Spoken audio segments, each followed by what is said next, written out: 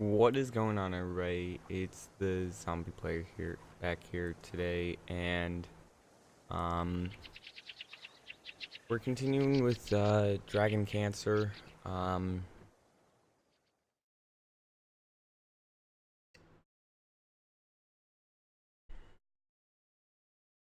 and like I've said before, this is a real feelsy kind of video,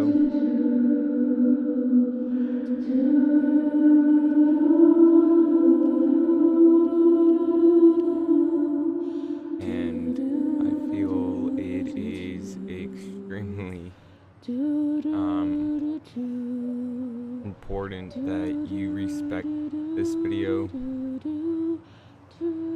Um,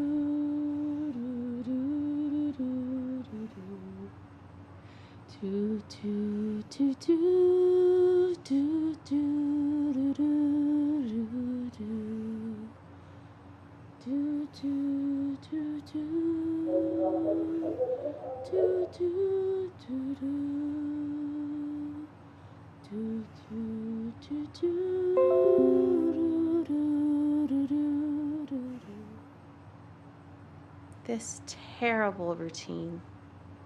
Watching you, there's a bit waiting for you to more, wake, hoping you will never remember these days of illness and treatment. One day, these are, I'll bring you here, show you your tiny handprints on the wall, and you'll be annoyed that we all think of you as some big miracle. Cancer will be such a small part of all you could grow to be. You will tire of hearing about it. You won't want to see the cards and notes I saved. And I won't mind at all. I'll hold the memories of this hard day. You just leave it behind.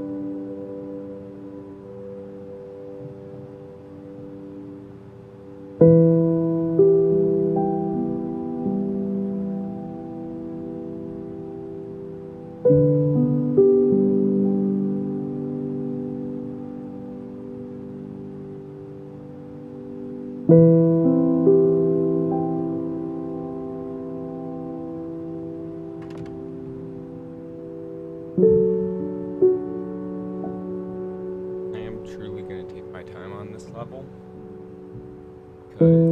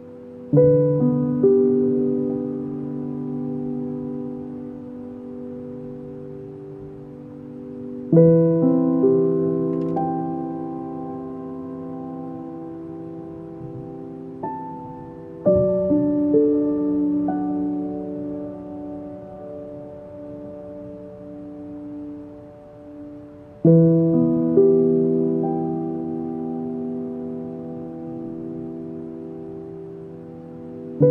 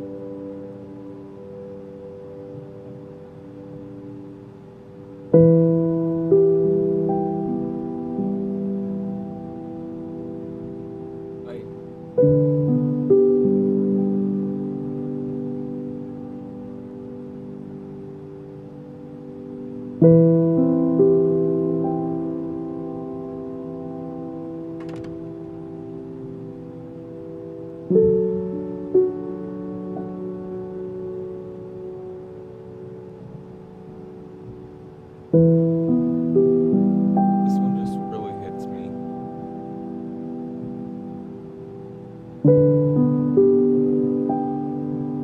Because it's sad that father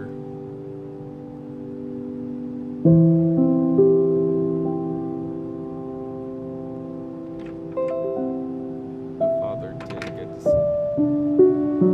children grow up.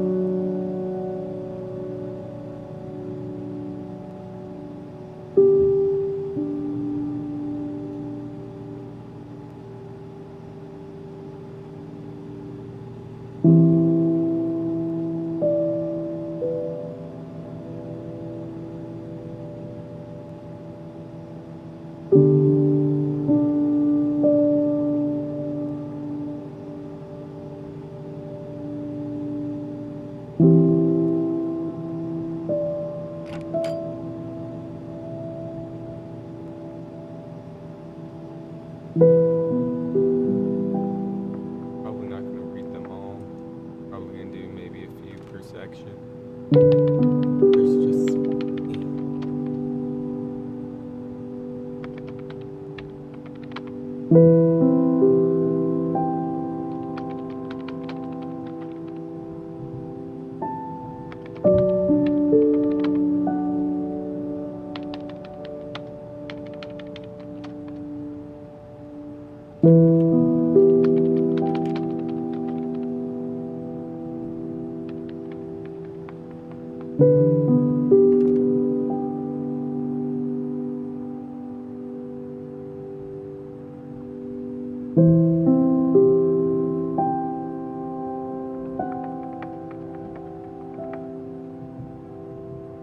I don't want to rush it.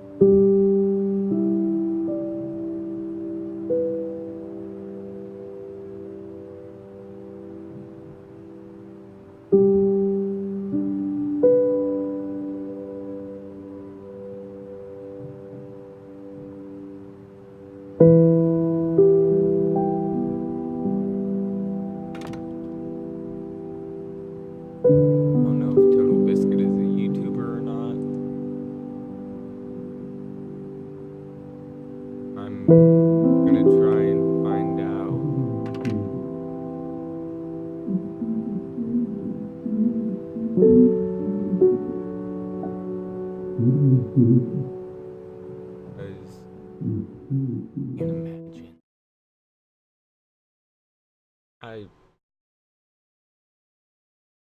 just can't.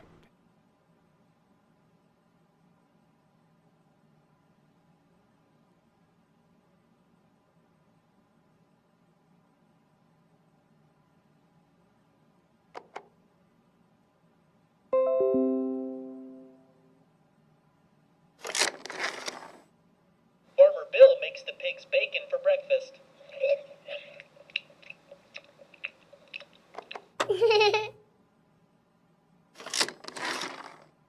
Farmer Bill dresses the ducks like superheroes.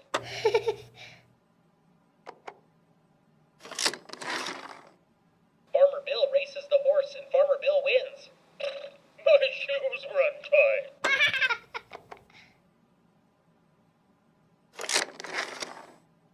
The cows eat ice cream for dessert.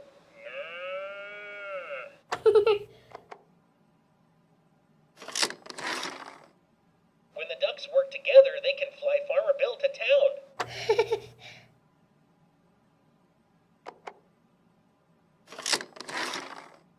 Farmer Bill plays chess with the horse. The horse always wins. Checkmate!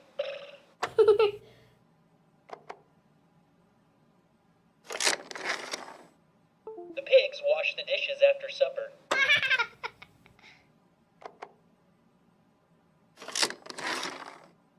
Farmer Bill can control space and time.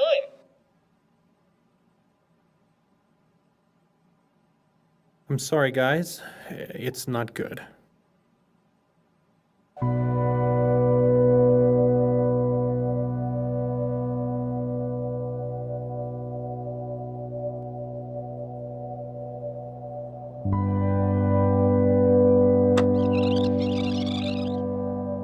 I'm sorry, guys. It's not good.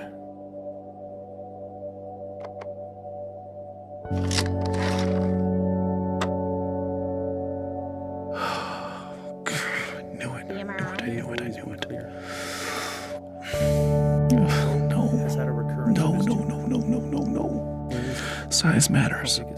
If I know how big it is, I can face it. I can size it up. And it's quite small at this point, but unfortunately the size isn't terribly important. Any recurrence means the chemotherapy has failed. This is a tragedy.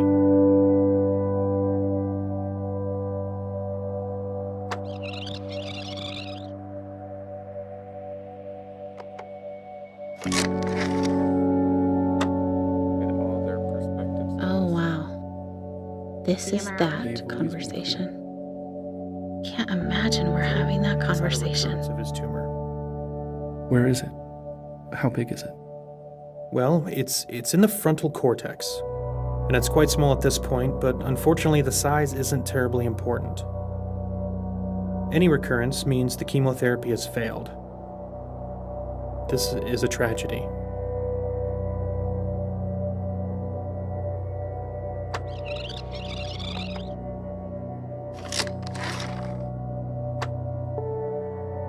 Parents always ask how big. Wrong question. I've always been clear. They should ask where it is. Location is everything. Slow death or quick, symptoms and losses all come down to where. Well, it's in the frontal cortex. And it's quite small at this point, but unfortunately the size isn't terribly important. Any recurrence means the chemotherapy has failed. This is a tragedy.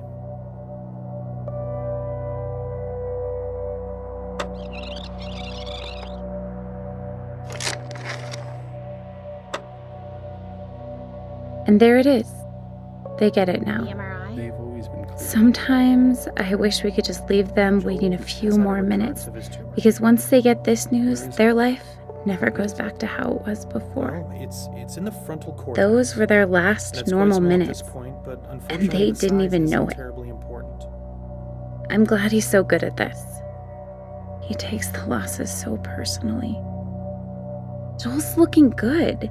He's been making progress, his weight is up. It's just hard to believe that we only made it halfway through chemotherapy. It was rough at first, but I really started to think that he was gonna make it. Any recurrence means the chemotherapy has failed. This is a tragedy.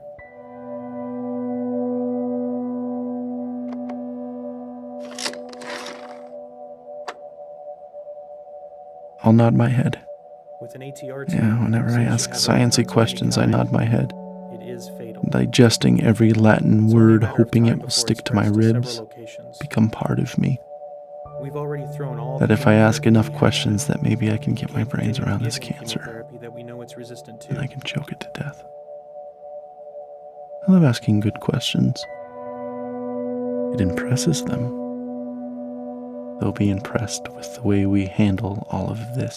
Such good, thoughtful parents that ask such good questions. So there just aren't any treatment options that are curative.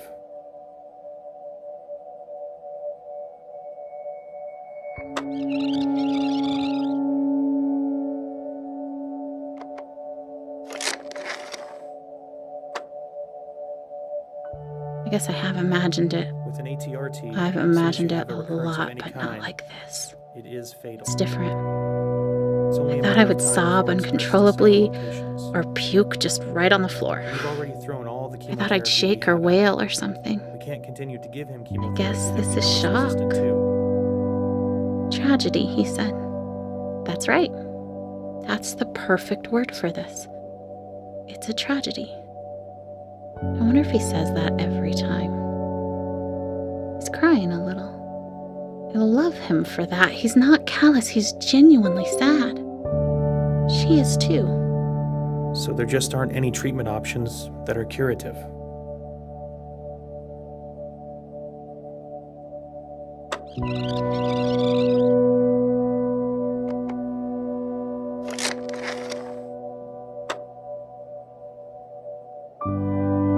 With an ATRT, as soon as you have a recurrence of any kind, it is fatal.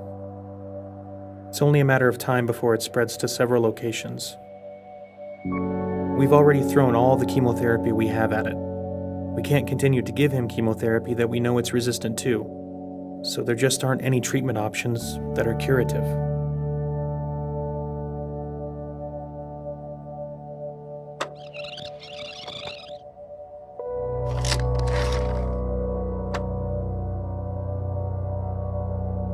With an ATRT, as soon as you have a recurrence of any kind, it is fatal. It's only a matter of time before it spreads to several locations. We've already thrown all the chemotherapy we have at it. We can't continue to give him chemotherapy that we know it's resistant to. So there just aren't any treatment options that are curative.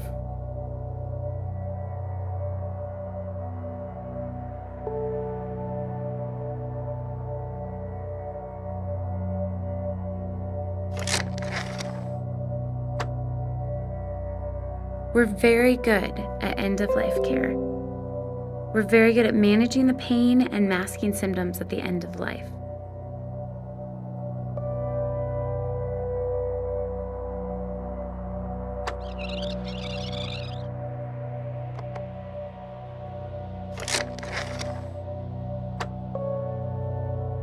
We're very good at end of life care.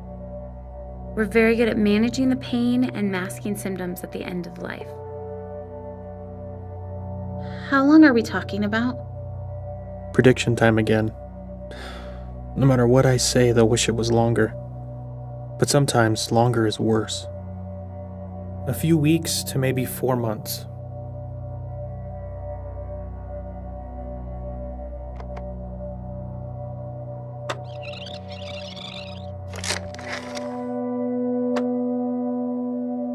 I guess I'm going to cry after all because they love us. And they love Joel, and we're very good at managing the pain and masking symptoms at the end of life.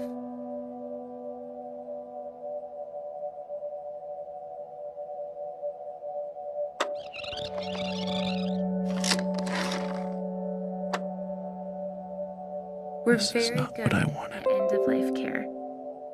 We're very good at managing the pain and masking symptoms at the end of life.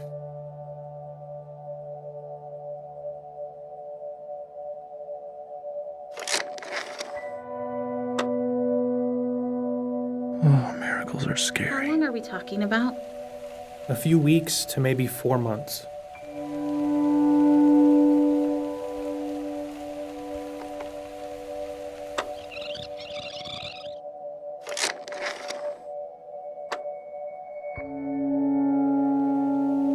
How long are we talking about? A few weeks to maybe 4 months.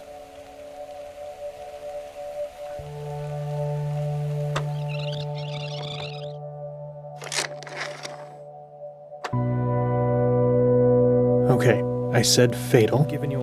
I said not curative. Have I said the word death yet? I can tell they understand, though. A whole new vocabulary.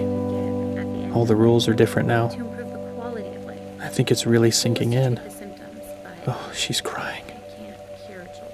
We should wrap this up soon. All the details can wait. Radiation oncologist to decide whether we could do some radiation or just chemotherapy. What would the radiation do? Well, the radiation could probably kill the tumor we see now, which would prevent it from causing any symptoms. But it would not keep more tumors from developing, because we know if it spread here, it has spread other places too.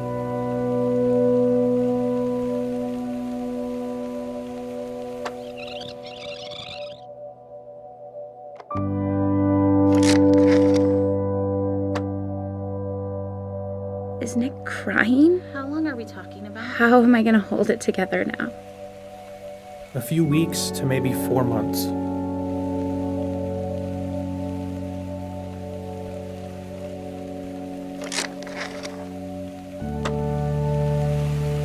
I cannot cry. They shouldn't feel like they have to Going comfort you me. back Monday and we can talk about palliative treatment. Palliative? Palliative is medicine you give at the end of life to improve the quality of life. Its goal is to treat the symptoms, but it can't cure Joel. We'll do a lumbar puncture and talk to our radiation oncologist to decide whether we could do some radiation or just chemotherapy. What would the radiation do? Well, the radiation could probably kill the tumor we see now, which would prevent it from causing any symptoms. But it would not keep more tumors from developing, because we know if it spread here, it has spread other places too. So, the radiation would buy us some time. No, nothing will really buy us any time at this point. It just can make the time you have left more comfortable. So, we'll schedule you to come back in Monday, and we'll have some options for you to consider. We're so sorry.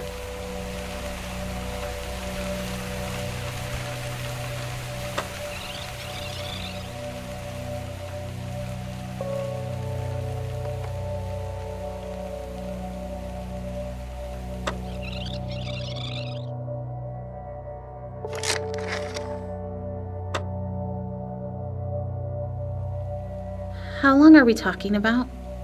A few weeks to maybe 4 months.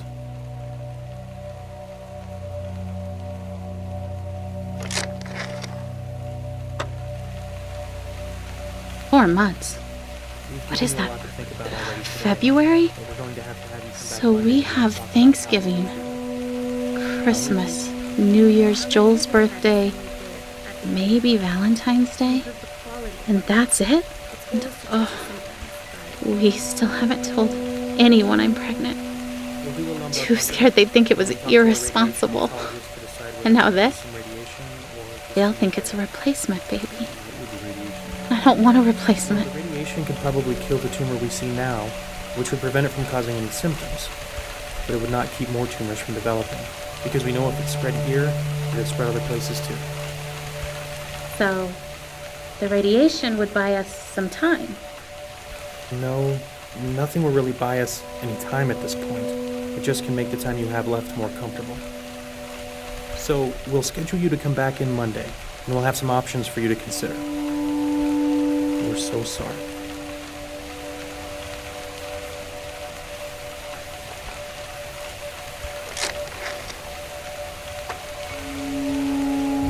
In the movie, I'd be kicking things and throwing chairs through windows.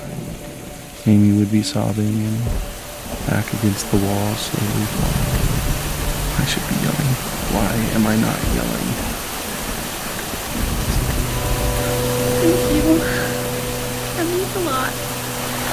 You're welcome. I'm sorry, guys. It's not good. The MRI? They've always been clear. Joel's got a recurrence of the tumor. Where is it? How big is it? Well, it's in the frontal cortex, and it's quite small at this point. But unfortunately, the size is very important. Any recurrence means the chemotherapy has failed. This is a tragedy. With an ATR treatment, as soon as you have a recurrence at any time, it is fatal. It is only a matter of time before it spreads to several locations. We've already thrown all the chemotherapy we have at it. We can't perform precision chemotherapy that we know it's resistant to. So there just aren't any treatment options that are curative. We're very good at the end of life care. We're very good at managing pain and managing symptoms at the end of life.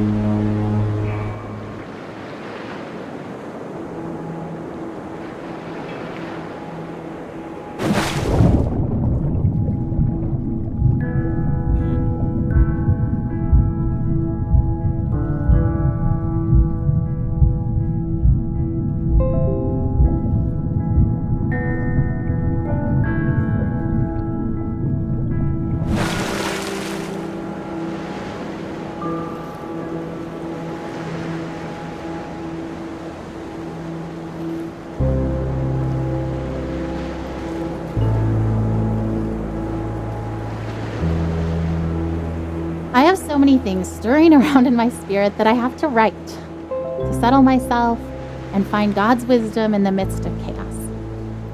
I'm scared I won't be strong enough to face the things we might have to face in the coming weeks and months.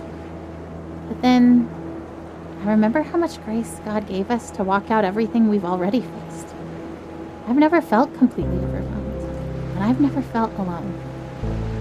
So no matter what comes next, and I truly cannot even begin to guess how this will go, I know we will be carried. I want to shout out, look what God is about to do. Watch how he delivers Joel. And at the same time, I want to roll up in a silent ball and wait it out with fear and trembling, so aware of all my doubt, but yet convinced that my doubt is insignificant compared to God's faithfulness.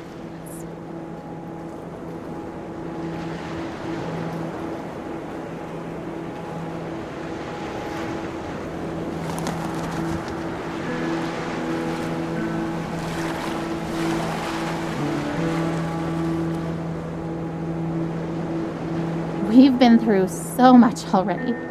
This is a new degree of tragedy, but it's not so much different from the struggle we've already been living. We pressed into God. We pressed into faith. We fought until we found peace. We stood in peace when our flesh wanted to strive more. We stood in peace when it started to feel like laziness or foolishness or both. We waited for God to direct us specifically in prayer because all the directions we had initiated had not panned out. We prayed for no nausea because that's what we felt in our spirits we were supposed to pray, even though we'd prayed it countless times before while Joel continued to vomit. We saw one small miracle and then another. We waited to pray specific things until we were given specific direction, and we saw bigger miracles. And yet, if you asked either of us if we were doing enough, trying hard enough, we would say no.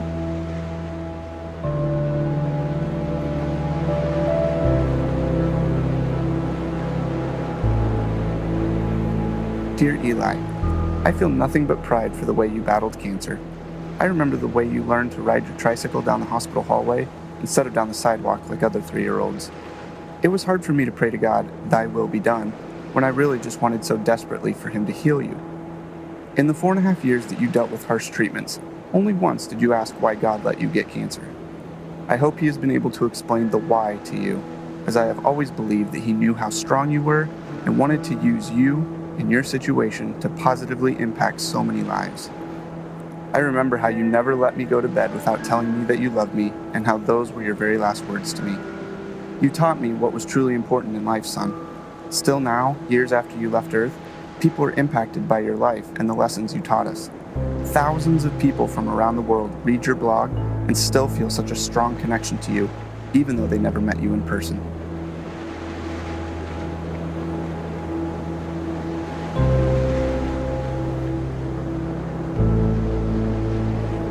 You would be happy to know that we continue to sell the Beat Cancer t-shirts that you love so much. We're still using them to raise awareness and funds for childhood cancer research and family and patient support programs. When you passed away, my greatest fear was that you would be forgotten. So many people still talk about you and how you changed their lives. That is such a precious gift to me as your father.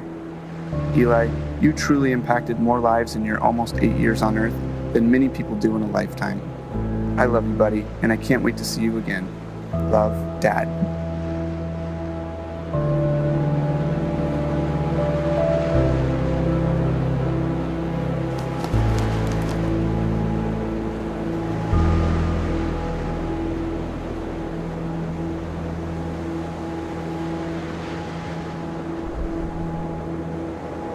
As this long day draws to a close, I am tired, but not sleepy. My face is puffy from crying. I have a dry throat and dry hands, a slight headache, and a desire to write down absolutely everything. I want to describe the feeling of being entirely empty and entirely resolute. I want to explore how I can be deeply sad and incredibly hopeful at the same time. I want to talk about holding Joel's hand, walking down the hall wanting to soak in the moment, to memorize the feeling of having his hand and mine, to let it matter, and then hating that my thoughts swing to, because what if I can't hold his hand one day? And hating that thought, wishing I could just appreciate each second of Joel without that appreciation spilling into the pre-morning I refuse to do because I believe he will live. But instead of fighting the brief thoughts of mourning, choosing to fight instead that lie that says that those thoughts betray some doubt, some mistrust of God, when I know that those thoughts make me human. That God knows I am human. He doesn't make Joel's victory dependent on me never feeling unsure.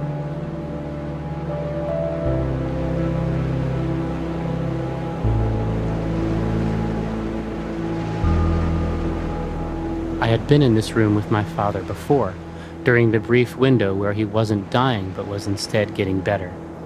That wasn't the man I saw this time. I saw the other one, the one who cried out and needed holding, the one who fell asleep for 20 seconds and then woke up a different person each time.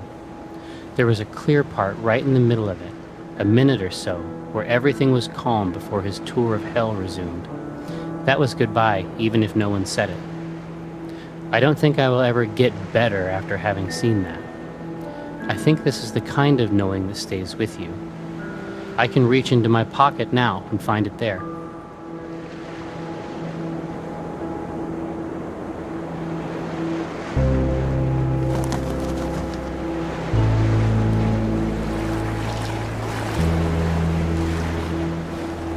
I am at Seattle Children's Hospital, and nobody wants to be here. Even as an internationally recognized temple of healing, every inch of it is terror. Every cubic inch of every room that is not occupied by terrified children and terrified parents is filled to its capacity with a terror wholly unique to that family, which no other person has any power to comprehend. There is art on the walls and rooms which is designed to evoke a jungle of some kind, and I resent it. Every giraffe is my sworn enemy.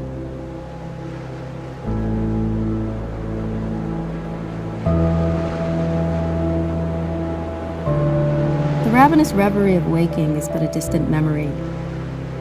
Or was it a dream? I can't remember the last time I woke up hungry. Not so long ago, carefree, welcoming the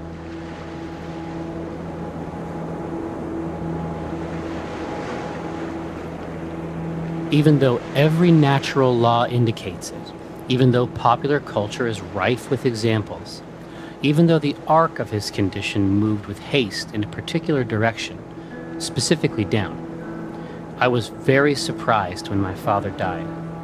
I was surprised that he could. It wasn't merely naivete. Those afflicted with his particular cancer number less than 100. It is the sort of cancer that excites a doctor. One of the things that is so exciting about this cancer is that it apparently didn't form the hard masses we use to find the disease. Rather, it converts the meat of your abdomen into a kind of undifferentiated doom. What might happen is that they will attempt to draw your blood and instead draw out the green syrup that was once your guts. Shortly thereafter, they will tell you and your family that the fight is over.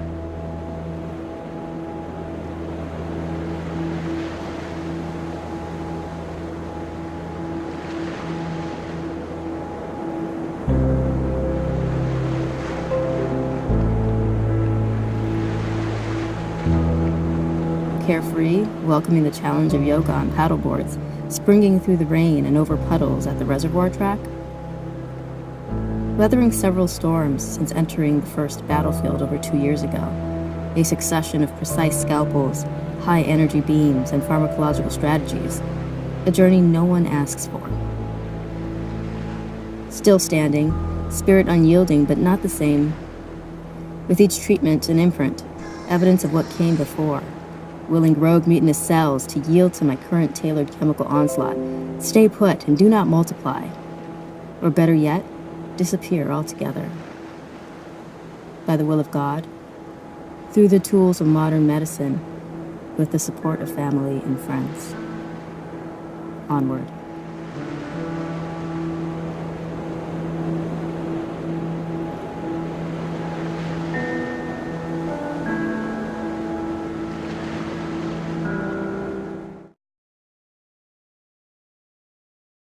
This is gonna be where I end this video, guys. You guys enjoyed, I'll post the entire gameplay as one video.